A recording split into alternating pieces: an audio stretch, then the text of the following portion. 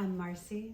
This is Ashes to the Horizon, my journey from trauma and tragedy to elevating to becoming extraordinary.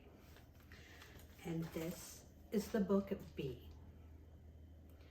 This is from B, from passion and purpose to product and prosperity. The three women who wrote this book were in a Facebook group called The Writing of the Book, which I was privileged to be a part of, the creation of this book, and to be a part of this community. It's a strong sisterhood, and this book is the book that I am using to launch a business. It's probably crooked, sorry. It is authored by Ashley Black, Corey Minkus, and Lisa Brankin. Lisa's kind of been a great resource for me, especially personally, throughout this process. And she's a very sweet, very dear person, and I'm honored to know her as well.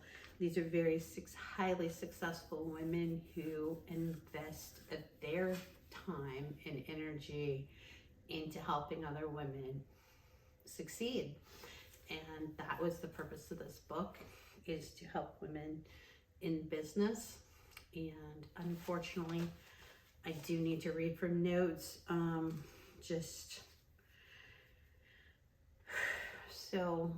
And the first thing that I did was an exercise in this book, and that's kind of what this episode is based on. It's kind of what I found out about myself through this exercise. So the question I posed to myself through this book is, what limiting beliefs do I have regarding divine versus hyper feminine and masculine energies?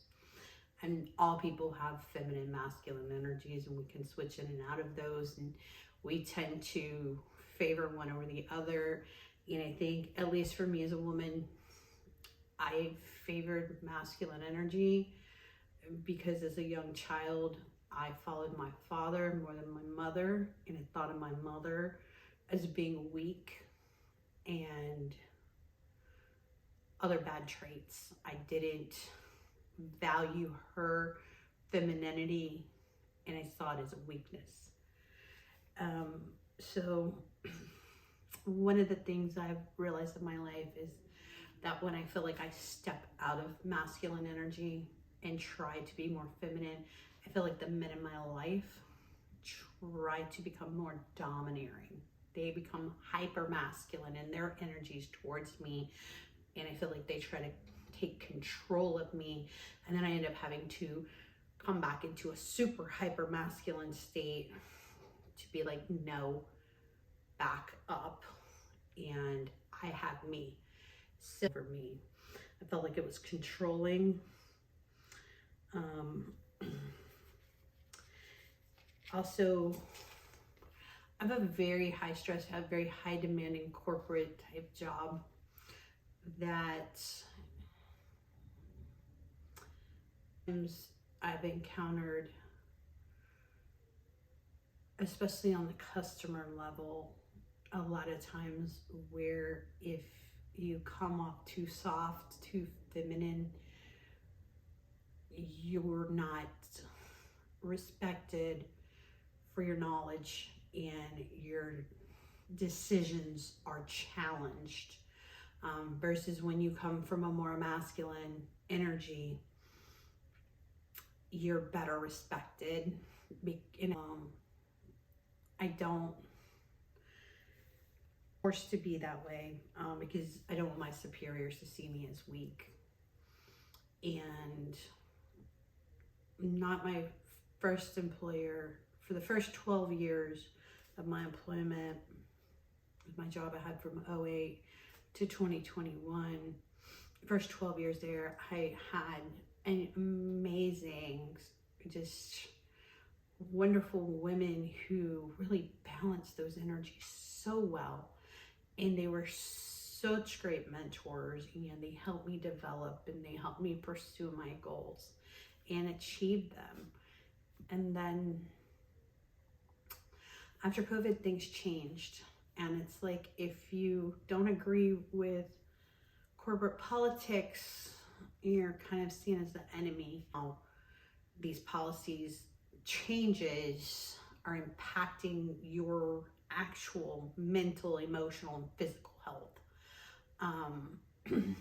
Because the demands, no one's standing up saying the demands that you have are unreasonable. They're perfect case scenario, and they don't take into account that the people who we service are people, not machines. And we are people, and we have real lives, and we are dealing with trauma, we are dealing with tragedies, we are dealing with things in our personal life that we're trying to check at the door. But maybe some days are a little harder than others.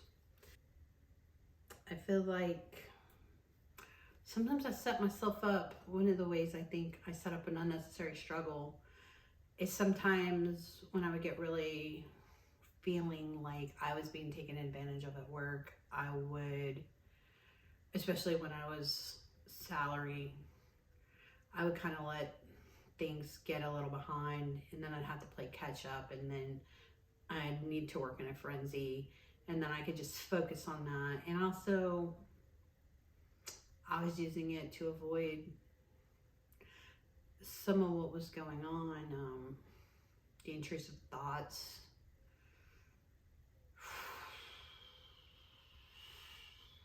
When you're too busy, they're easier to ignore. It's in the silence when they come for you. So the busier I could be, the better. Whatever it took to not deal with what was going on inside my own mind. You just don't feel any appreciation.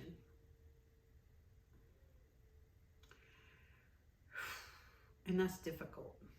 And then you start to build resentments towards people.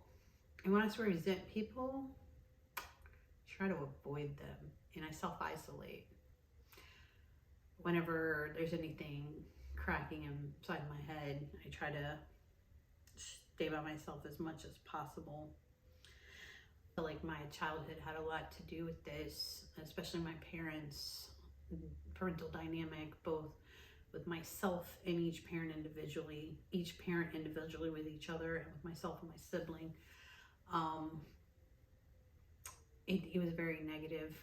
The end of my parents' relationship, I've always referred to as if an emotional nuclear bomb went off and no one survived. The four of us, I think, all perished in that.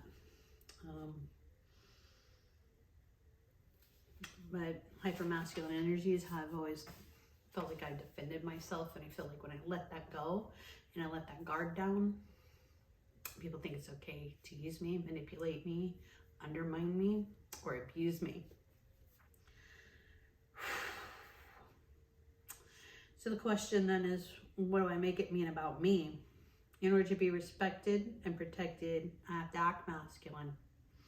Being vulnerable gets me used, abused by those that should want to love and protect me. I can't trust myself to choose a partner with value.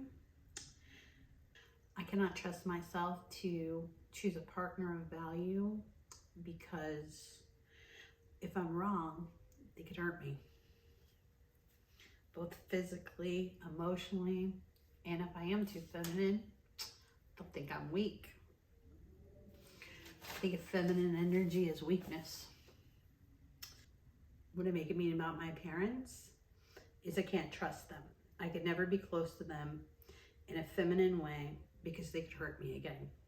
If I'm feminine within a relationship with a romantic partner, they would not contribute. They would take advantage and be lazy. They would have no ambition, no priorities, and would refuse to grow emotionally, financially, or skills-wise. If I'm vulnerable and feminine with my employment, they'll keep you feeling like you're failing even when you're succeeding. Your best will never be enough. Even as a high performer, you'll be told that everybody else is doing better than you. Society. I feel in society that feminine women are disrespected, used, and thrown away. They have no true value, and they're considered less intelligent, get bossed around, they're voiceless and thought of as weak. Why do I believe this? Part of it is the way that boys and girls were treated in society, in my family, as well as all around me. father treated my mother and his thoughts about women. He tended to, in my opinion or in my perception, especially as a child, he tended to value more masculine acting women more than feminine women.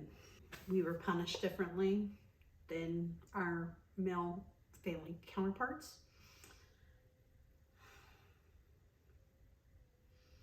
I feel like femininity and vulnerability, people want to manipulate you to cater to their desires. They leave you feeling like you're not good enough and that you should compensate to people please. And that their desires, their addictions, everything that they want will be in front of you and you'll come in absolutely last. So what now? What am I going to do to change this? One of the things I've been doing, and I did it for a while, then I stopped, but I really feel like it's important to do it every day, is to write down every intrusive thought that I have. In the middle of the night, first thing when I wake up in the morning, going back to doing what's called morning pages, and this is through one of the Ashley Black challenges. Morning pages was brought into that by Jared and Lau, and just scribbling out your thoughts in the dark with a pen and a notepad, just getting it all out before you even open your eyes, really. Or my thoughts don't ever really shut off. Another thing I'm really focusing on is my relationship with food. Eating my feelings is one of them. And when I really started to focus on that, I'm really trying to slow down that process, what I realized was not only do I eat my feelings, like when I get frustrated or upset, I want to eat, especially sugars and carbs. But when I eat, I think bad thoughts, like every time. Which energy is appropriate? Should I be in a more masculine energy for this scenario and a more feminine scenario for others? I don't always have to push forward and put up a wall and protect myself. I can kind of lean in, lean back, and let people come to me. And I think to be loving, you have to really be able to do that. And that is my focus and my goal in life, is to be loving. And that means to be vulnerable. And that's part of the why I'm here doing this right now, is because it's really hard for me to be vulnerable. I'd much rather be in my own head or reading a book, listening to a podcast, or a million other things than putting myself on display. I feel that it's necessary to be the person that I want to be and to create a life worth living. Well, the first thing I need to do is be present to my energy. Am I coming from a more hyper masculine energy, or can I step back and just be divinely feminine in this area of whatever is going on, and be purposeful in choosing the state that I'm in, whether it's masculine or feminine, and for how long and why. I do self-growth work daily, and that includes not only but also works by Micro Gervais and Gary John Bishop. His books and podcasts have been life-altering thus far, and I really think that as I continue on this path, I'm going to complete the things that need to be completed, including this grief. And that doesn't mean to say that I expect or anticipate that there won't be times it still hurts, because I don't think once you've been hurt that there's not moments where, you get hooked or triggered, or it just, you let your guard down about it a little bit, and or things just hit you out of nowhere. And that's okay, because I think part of grieving that I'm learning is to stop fighting it.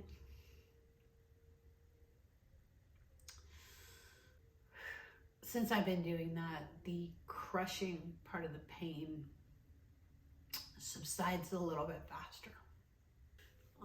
The other thing is to work on my passions. One of my passions is photography. I do a lot of landscape photography, but I really want to learn more about portrait photography. Corporate life, my corporate job, and the goal is to be a top performer, because if I perform at the top of my game, I help my customers and the best. And the great part about my job is it really allows me to help people in a bad situation. Changing my mindset on what being feminine means, and really understanding that being feminine isn't being weak. It's not having a voice, not having no will. But in reality, as a woman, being feminine and leaning back is the best way to influence the people in my life, the people that I love, my customers, being understanding, and really being present. Because I really think, at least for me, I don't know for other people, but at least for me, when I'm in that more masculine mindset, that energy is so strong, my chest is so tight, and I just feel like I can't listen, I can't pay attention, because I just got to get to the next thing, and it's check, task, and I'm not really present. And it's like, okay, I'm spending too much time here, and now I got to make up time from over there, and it doesn't really have to be that way. And sometimes people just need someone to listen to them. My goal is to connect with people in my life, especially with their soul, not their trauma, not their hyperactive minds, but just their soul, their essence, whatever you call it, every energy, and just to be loving.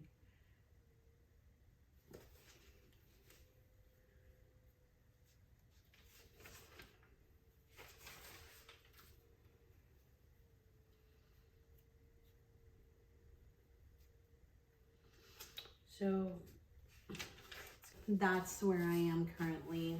And like I said, this podcast is my accountability journal to myself, because I've seen, like, I don't know, in social media, an explosion over the past few years of healing out loud.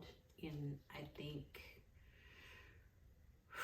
for the past 8 months, when people told me I should talk to someone about it, they probably meant a professional, but I'd rather talk to you. Much love.